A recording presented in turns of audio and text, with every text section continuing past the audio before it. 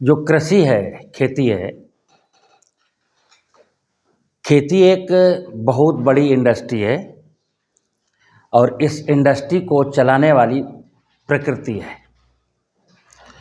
हम बेशक खेती करता मनुष्य है, लेकिन आप अगर देखोगे खेती में मनुष्य क्या करता है तो मनुष्य बहुत कम वर्क करता है। खेत जोतते हो और बीज बो देते हो, यही करते हो ना। खेत जोता, बीज बो दिया और आपने फर्टिलाइजर डाल दिए। फिर आपके खेत में जो खरपतवार, क्रॉप के साथ खरपतवार उगे तो एक भ्रम है कि खरपतवार फसलों के दुश्मन है, तो वीडीसाइड डाल दिया। फिर कोई बीमारी आई तो हम सब के दिमाग में, दिलो दिमाग में भर दिया कि अगर बीमारी आएगी तो फसल को ले डूबेगी, तो बीमारी से बचने के लिए फंजीसाइड डालना ही है, तो फंजीसाइड डाल दिया। फिर इंसेक्ट आया कोई, तो दिमाग में फीड कर दिया गया है कि अगर कीड़ा लग जाएगा तो वो दाना खा जाएगा, वो पत्तियां खा जाएगा, तो इंसेक्टिसाइड डाल दिया। फसल पानी मांग रही है तो बोरिंग से पानी निकाला, जमीन के नीचे से सिंचाई कर दिया। ठीक है ना। अब इसमें आपने इतने वर्क किए, क्या वर्क किया कि बीज बोया, जुताई किया, उर्वरक डाला, फंजीसाइड डाला, बीडीसाइड डाला, इंसेक्टिसाइड डाला, जमीन के नीचे से पानी निकाला और पौधों को पिला दिया। प्रकृति, ये खेती प्रकृति का विज्ञान है, प्रकृति के भरोसे होती है। प्रकृति रूपी इंडस्ट्री में फसलें उगती हैं। आप तो इंडस्ट्री को गिरा रहे हो, जो प्रकृति रूपी इंडस्ट्री है उसको बर्बाद कर रहे हैं। जैसे एक लोहे की फैक्ट्री में, जो लोहा बनाने वाली, सरिया बनाने वाली फैक्ट्री है, तो फैक्ट्री में आप जानते हैं ऑलरेडी उस इंडस्ट्री में भी बहुत सारा स्क्रैप होता है। बड़े बड़ी इमारतें होती हैं, बड़े बड़े गार्डर होते हैं, टीन की चद्दरें होती हैं, बहुत लोहा लगा होता है। अगर इंडस्ट्री में रॉ मटेरियल आज नहीं आया तो हमने क्या किया कि इंडस्ट्री का ही लोहा गला करके सरिया बना दिया। यही हाल खेती में हुआ कि खेती में जो हमारे आयाम थे, क्या थे? जमीन थी, जल था, जंगल था, जानवर था, इनका यूज करना था, इनका सदुपयोग करना था। और हम चूंकि परमात्मा की सबसे सुंदर रचना है, मनुष्य परमात्मा की सबसे सुंदर रचना है, तो इस धरती पर जो किसान है, जिसके पास 5 एकड़ ज़मीन है, वो 5 एकड़ ज़मीन का मैनेजर है। क्या है? ये किसान, जिसको हम जन बोलते हैं, जन मतलब मनुष्य। मनुष्य जब खेती करता है, खेती करने वाले मनुष्य को क्या बोल देते हैं? किसान। किसान को देखना है कि उसकी ज़मीन कैसी है, उसके ज़मीन के ऊपर सरफेस वाटर कैसा है, उसके ज़मीन के ऊपर फॉरेस्ट एरिया कैसा है, उसके घर में या ज़मीन में जानवर का मतलब आपका पालतू जानवर सिर्फ नहीं है, जानवर का मतलब जीवों से, बायोडाइवर्सिटी से। उसमें आपका पालतू पशु भी हो सकता है। इतने आयाम है। इसको हम जलवायु कह देते हैं। जल और वायु, जंगलों से तो वायु निकलती है, जलवायु। तो जमीन, जलवायु और बायोडाइवर्सिटी, और आपको मैनेज करना है। अभी क्या हुआ पिछले 70 सालों में?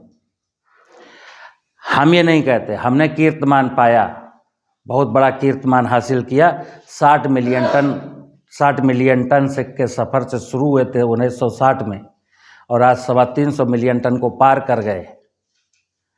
तो हमारे हाथ में 325 मिलियन टन अनाज तो लगा, लेकिन आप जमीन की कंडीशन देख रहे हैं। जमीन के हालात क्या हो गए? जिस जमीन में 1% ह्यूमस होना चाहिए, वहाँ 0.3% ह्यूमस बचा। जब जल की बात करते हैं तो 5% एरिया में सरफेस वाटर होना चाहिए, या 0.7% एरिया में मतलब सतही जल है। जंगल की बात करें तो 1950 के दशक में 27% जंगल था देश में। आज जो है 6.7% जंगल है। पशुओं की बात करें तो पालतू पशु हर घर में थे, आज 70% घरों में नहीं है। और रेस्ट बायोडाइवर्सिटी की जब बात करेंगे तो शायद किसी के खेत में केंचुआ हो, शायद किसी इलाके में देश के मेंढक हो, रेयर कहीं जो फॉरेस्ट एरिया के आसपास के लोग हैं वहाँ शायद तितली और मधुमक्खी दिखाई दें, नहीं तो चिड़ियों की हालत क्या है? चिड़ियाँ हैं नहीं। तो हमने 60 मिलियन टन से उत्पादन बढ़ा करके 350 मिलियन टन पार कर गए, लेकिन मैंने जमीन को, जल को, जंगल को, बायोडाइवर्सिटी को बेच दिया, इन चीज़ों को गिरवी रख दिया। अब समस्या ये कि अब आपके पास गिरवी रखने के लिए क्या है? जब देश का किसान कोई सुसाइड करता है तो क्यों करता है? क्योंकि वो अपने खेत में, ये उसका खेत है, और जो कहता मैं खेती करता हूं, तो क्या करता है? फसल बोता है। खरीफ में मूंगफली बोता है और रबी में गेहूं बोता है, या खरीफ में उर्द बोता है, रबी में मसूर बोता है, खरीफ में बाजरा बोता है, रबी में चना बोता है। बस इतना ही करता है, मोनोकल्चर करता है। अब बायोडाइवर्सिटी की जब बात आएगी, जैव विविधता, खेती में बायोडाइवर्सिटी जितनी अच्छी होगी, जितनी खूबसूरत होगी, यानी कि नाना प्रकार की फसलें हों। खरीफ में एक हिस्से में उड़द है, एक हिस्से में मूंग है, एक हिस्से में तिल है, एक हिस्से में धान है, एक हिस्से में ज्वार या बाजरा है। मतलब हमने अपनी रोटी के लिए, अपनी दाल के लिए, अपने तेल के लिए और अपने पशु के लिए इंतजाम करके रखा है कि मेरा पशु ये खाएगा, मैं ये खाऊंगा, दाल ऐसी खाऊंगा, तेल इसका खाऊंगा। तो खेती की परिभाषा आप एग्रीकल्चर में पढ़ेंगे तो लिखा गया है, खेती का मतलब है भूमि एवं फसलों का ऐसा प्रबंधन, क्योंकि खेती खेत में करेंगे, खेत में फसल बोएंगे, तो खेत एवं फसलों का ऐसा प्रबंधन। इस आदमी को कौन सा मैनेजमेंट करना है? किसान को ऐसा मैनेजमेंट कि पहली जरूरत है कि मेरे परिवार की सभी जरूरतें पूरी हों, और साथ ही साथ वो खेत जहां खेती कर रहा हूं उसकी उर्वरा शक्ति में कोई भी गिरावट, फर्टिलिटी में कोई भी इफेक्ट ना पड़ने पाए, और मेरी ज़रूरतें सभी पूरी हो जाएं। जब किसान कहता मेरी ज़रूरतें, तो मेरी ज़रूरतों में उसकी फैमिली क्या है? किसान की फैमिली क्या है? किसान की फैमिली है किसान के घर में रहने वाले 5 सदस्य, किसान के घर में पाली गई 2 गायें या 2 बकरियां या 2 भैंस, और किसान का खेत। और किसान की फैमिली में आता है इस खेत में रहने वाली चिड़ियां, तितलियां, मधुमक्खियां, केंचुए, मेंढक, ये सब किसान के परिवार का हिस्सा है। ये दर्शन है खेती का। अगर जिस व्यक्ति ने इस दर्शन को ध्यान में रख करके खेती की, मेरी फैमिली में हम 5 सदस्य सिर्फ नहीं हैं। समझना, खेती टूटी कहां से? आपने खुद ही अपनी फैमिली को छोटा कर लिया। आपने अपनी भैंस को अपनी फैमिली में माना नहीं, तो उसके लिए दाना कपिला पशु आहार या कोई किसी भी कंपनी का आहार लाते हो खरीद के। आपने अपनी सॉइल को अपनी फैमिली में माना नहीं, तो फिर उसके लिए यूरिया डीएपी लाते हो खरीद के। आपने अपने खेत की चिड़ियों को फैमिली में माना नहीं, इंसेक्ट लगा तो आप इंसेक्टिसाइड लाते हो बाजार से। आपने खेत में रहने वाले नाना प्रकार के माइक्रो ऑर्गेनिज्म को अपनी फैमिली में गिना नहीं, इसलिए दुश्मन घुस गए, निगेटिव पैथोजन आ गए जिन्होंने बीमारी फैला दी, तो फंजीसाइड लाते हो बाजार से। आपने अपने बैल को, भैंस को, गाय को फैमिली में गिना नहीं, इसलिए जब खेत में खरपतवार उगे हैं जो एक्चुअली धरती माता ने आपके जानवर के लिए उगाए हैं, हकीकत तो ये है, उसे पता है कि ये किसान आज थोड़ा मिस कर रहा है, अपने लिए गेहूं बोया है, अपने लिए मटर बोया है, अपनी गाय के लिए कुछ नहीं बोया है, तो चलो इसको शर्म नहीं आती, हमको तो शर्म है ना। तो उसने अपनी गाय, आपकी गाय के लिए कुछ उगाया था, और आपने क्या कहा, ये खरपतवार है। तो आपने वो खरपतवार को बीडीसाइड से मार दिया।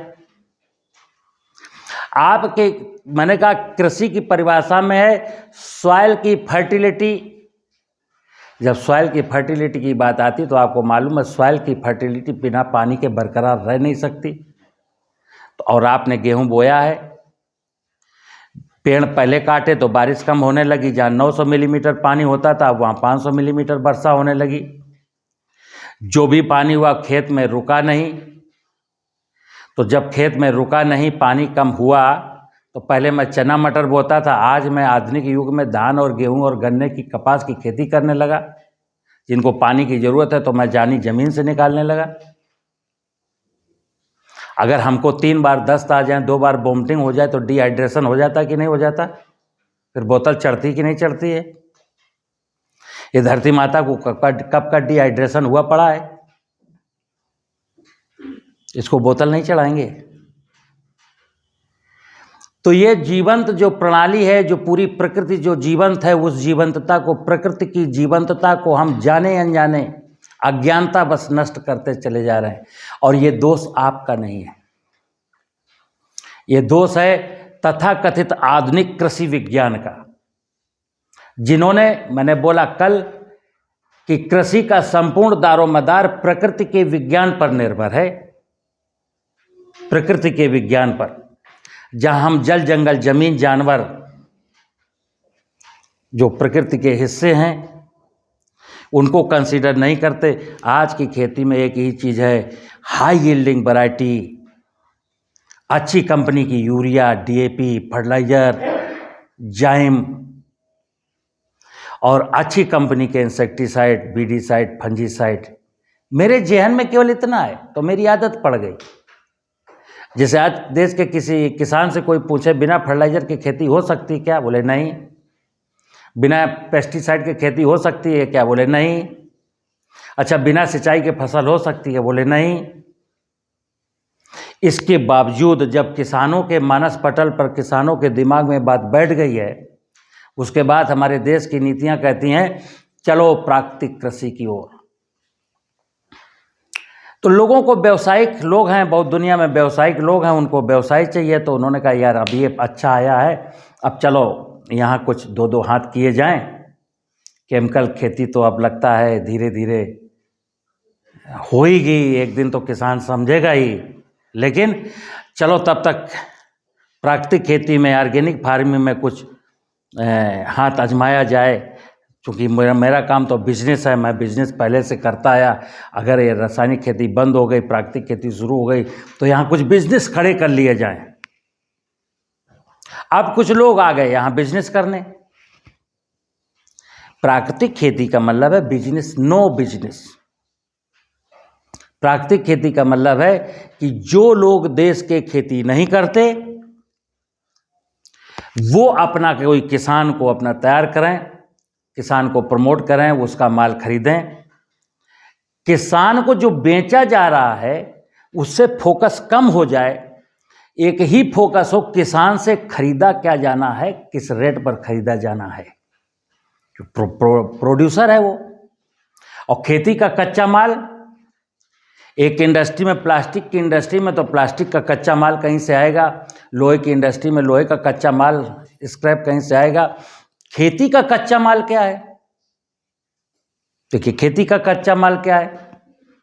खेती का कच्चा माल है पानी, खेती का कच्चा माल है कार्बन, खेती का कच्चा माल है, जंगल खेती का कच्चा माल है, चिड़िया खेती का कच्चा माल है, मधुमक्खी, तितली, मेंढक, केंचुआ। और हमने खेती का कच्चा माल क्या बनाया? Urea, DAP, potash, insecticide, fungicide. जैसे मेरा शरीर है, हमारे शरीर का कच्चा माल क्या है? दाल, रोटी, फल, सब्जी, चावल। और कैसा चावल, कैसा फल, कैसी सब्जी? जो विदाउट कंटामिनेटेड हो। अब हम रोटी खा रहे हैं कंटामिनेटेड, सब्जी खा रहे हैं कंटामिनेटेड, चावल खा रहे हैं कंटामिनेटेड, फल खा रहे हैं कंटामिनेटेड, तो आप तो बीमार होंगे। हैं कि नहीं? तो खेती में आधुनिक जो प्राकृतिक खेती की बात हो रही है, प्राकृतिक खेती का सीधा सीधा फार्मूला है कि अगर मैंने बोला कि प्राकृतिक खेती, जैसे आज की तारीख में कहते हैं प्राकृतिक खेती करने वाले किसानों की उपज का माल महंगा बिकेगा। अगर ये ऑब्जेक्ट लेकर के कोई खेती कर रहा है तो मैं दावे के साथ कह रहा हूँ फेल हो जाएगा। ये ऑब्जेक्ट लेके खेती ना करें, क्योंकि प्राकृतिक खेती की उपज का माल महंगा नहीं बिकेगा। महंगा बिकेगा ये झूठ बोला जा रहा है। कौन खरीदेगा? एक लेमैन किसान से कौन खरीदेगा? आप किसको किसको प्राकृतिक खेती, साहब मेरी ये सरसों प्राकृतिक है, सरसों कहाँ कहाँ गाते फिरेंगे? कौन आपकी बात पर यकीन करेगा? फिर जब आप हार जाएंगे, नहीं यकीन करेगा, तो कुछ लोग मिलेंगे, चंद लोग, बोले ऐसे कोई यकीन नहीं करे। बोले कैसे करेगा साहब? बोले पहले पंजीकरण करा लो। अब आप 1-2 साल पंजीकरण की कहानी में लाइन में लगेंगे, पंजीकरण हो जाएगा। पंजीकरण के बाद फिर कहोगे आप तो ले लो साहब, तो क्या कहेगा? ऐसे कैसे ले लूँ? खुला पदार्थ तो बैन है, इसकी पैकिंग करिए, मार्केटिंग करिए, ब्रांडिंग करिए। किस ब्रांड से बेच रहे हो? एक किसान अपनी उपज का ब्रांडिंग कर लेगा। जिसके पास केसीसी का 70,000 लोन है, उसको आप ब्रांडिंग सिखा रहे हैं, ठीक है ना? तो खेती, प्राकृतिक खेती करनी पड़ेगी अगर बच्चों का उज्जवल भविष्य चाहिए तो। और प्राकृतिक खेती इसलिए की जानी है, किस लिए? 3 ऑब्जेक्ट हैं कि ये जो मैं खेती में जमीन की 4 जुताई करनी पड़ती हैं, एक्स क्वांटिटी में एनपीके डालना पड़ता है, फिर फफूंदनाशक डालना पड़ता है, कीटनाशक डालना पड़ता है, खरपतवार नाशक डालना पड़ता है, और 6 पानी लगाने पड़ते हैं। यहीं तो आपका पैसा इन्वेस्ट होता है ना।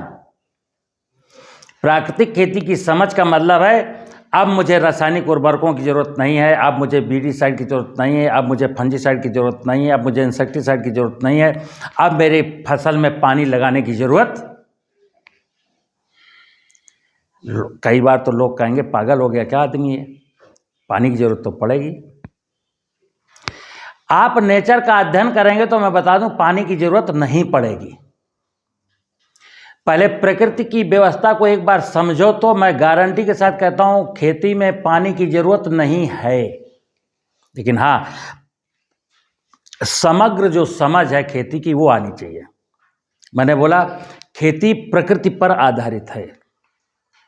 एक बार प्रकृति को समझो, प्रकृति क्या है। तो मैंने यहां लिखा आपके पास जमीन है, उसमें ह्यूमस 1% से अधिक होना चाहिए। कितना? अभी आपकी जमीन में ह्यूमस की मात्रा 0.3% है। आप जरा आइए, 5 साल, 6 साल, 7 साल, जितना साल लगे रोड मैप बनाइए कि हमें अपनी ज़मीन में ह्यूमस की मात्रा 1% से एबव ले जानी है। 3 साल लगेंगे, 4 साल लगेंगे, जितने भी साल लगेंगे, लेकिन जिस दिन 1% ह्यूमस पहुँचेगा उस दिन रासायनिक उर्वरकों की ज़रूरत बंद, फफूंदनाशक की ज़रूरत बंद, और सिंचाई की ज़रूरत। अभी इंसेक्ट आएगा। मैंने कहा जंगल किसी ज़माने में, आज के 70 साल पहले मेरे देश में 27% फॉरेस्ट एरिया था। किसान के हर खेत की मेड़ पर पेड़ थे, तितलियां थीं, चिड़ियां थीं, मधुमक्खियां थीं। गांव में, खेत में, सब जगह पेड़ थे। धीरे धीरे लोगों ने काट लिए, चिड़ियां पलायन कर गईं क्योंकि पेड़ भी कट गया और आपके गांव का जलाशय भी नष्ट हो गया।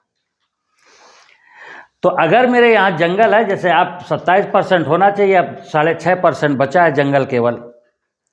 राजस्थान के बहुत सारे इलाकों में तो जंगल है ही नहीं। राजस्थान में यदा कदा कहीं खेजड़ी का पेड़ दिख जाता है बस। तो अगर मैंने जंगल लगा दिया और चिड़ियाँ आ गईं, तो ये जो कीटनाशक है ना, पक्षी आ गए तो कीटनाशक का इतिहास खत्म। जानवर, मैंने बोला 70% लोगों ने गांव के अब जानवर पालना बंद कर दिया, क्योंकि सिंगल फैमिली हो गई, शादी ब्याह में जाना है, यहाँ जाना वहाँ जाना है। मैं जब चला जाऊँगा तो भैंस का दूध कौन निकालेगा? बोले छोड़ो, हटाओ यार, भैंस का झंझट ही खत्म। तो चूंकि भैंस नहीं है, गाय नहीं है, 2 एकड़ जमीन है, मटर बोया है, बथुआ जमा है, या कोई भी खरपतवार है तो आपको बीडीसाइड चाहिए।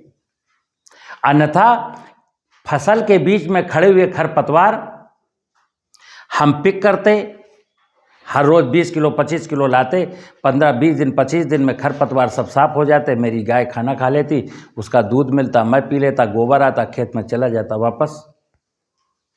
खेत की चीज खेत में फिर से पहुंच गई, सब ठीक है। तो खेती में क्या हुआ कि मैंने जमीन का दोहन किया, और मैंने बताया कि हरित क्रांति के बाद जमीन लुट गई, जमीन के ऊपर का पानी लुट गया, जमीन के नीचे का पानी लुट गया, हमारे जंगल लुट गए, हमारी बायोडाइवर्सिटी लुट गई, मेरे जानवर खत्म हो गए, और हम बचे केवल। कौन बचा? ये किसान बचा। एक चीज बताओ, जिसकी दुकान नष्ट हो गई उसका बिजनेस तो फ्लॉप होना है।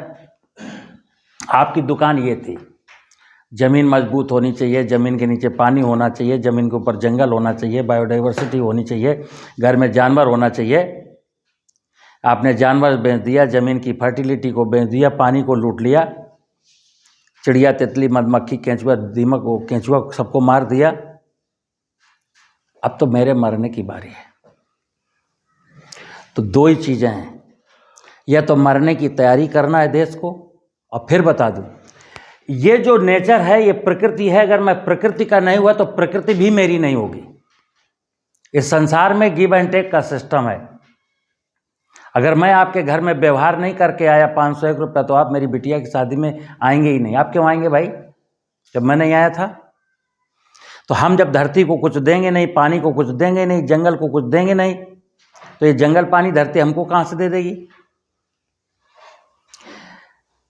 तो प्राकृतिक खेती का मतलब है प्रकृति के वैभव को ठीक से समझना, उसके साथ परस्परता में मिल करके जीना, ताकि वो निरंतर मेरा मदद करता रहे, निरंतर, और निरंतर मदद करती रही है, अभी तक करती रही है। ये तो आधुनिक युग में अभी 70 साल 50 साल 60 साल पहले से मैं इतना पागल हो गया कि जिस माँ की आंचल का दूध पीता हूं, उसी की माँ के आंचल को नोच रहा हूं, खरोंच रहा हूं, ब्लड निकाल ले रहा हूं। मुझे नहीं पता कि जैसे वो सोने का अंडा देने वाली मुर्गी नहीं थी, मुझे वेट नहीं हो रहा है कि 1 अंडा रोज ले लूं। मैंने कहा 1 अंडा रोज देती है, इसके पेट में पता नहीं 10 हैं 20 हैं 25 हैं 50 हैं कितने हैं, तो इसका पेट फाड़ के पूरे अंडा एक साथ निकाल लेते हैं। तो वही मैं कह रहा हूं, जमीन में अब कितनी सामर्थ्य बची है इसका अध्ययन नहीं है।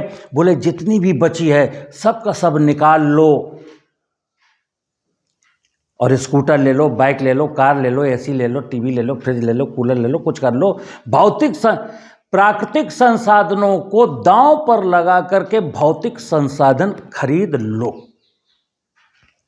तो ये मनुष्य मेंटली हैंडीकैप्ड नहीं है क्या? जो मनुष्य प्राकृतिक संसाधनों की कीमत पर भौतिक संसाधन खरीद रहा है, मैं कहता हूं वो बहुत बड़ा पागल है। गलत कह रहा हूं? क्योंकि आपको पता है कि आपको टीवी, आपका फ्रिज, आपकी कार आपको खाना नहीं दे सकती। भूख लगेगी ही लगेगी, प्यास लगेगी ही लगेगी, 21,000 बार ऑक्सीजन की जरूरत दिन में पड़ेगी ही पड़ेगी। और भौतिक संसाधन ऑक्सीजन और पानी और भोजन। जब मनुष्य की 3 मूलभूत ज़रूरतों की जो बातें हैं उनकी ज़रूरत पड़ेगी तो फिर बता दूं हमको वो प्रकृति से ही मिलेंगी। तो प्राकृतिक खेती का पहला सूत्र बता दूं, कोई दुनिया में कुछ भी कहता हो, पहला सूत्र है प्रकृति के वैभव को ठीक करना। यही मेरी ड्यूटी है, यही मेरा धर्म है, यही मेरे संस्कार हैं, यही मेरी संस्कृति है, यही भगवान की पूजा है और यही भगवान है। जो व्यक्ति धरती को लूट करके, पानी को लूट करके, जंगल को लूट करके, बायोडाइवर्सिटी को लूट करके किसी मूर्ति की पूजा में, कैलेंडर की पूजा में समय बिता रहा है, वो मेंटली हैंडीकैप्ड है, क्योंकि वो अभी भगवान के वास्तविक स्वरूप को समझ ही नहीं रहा।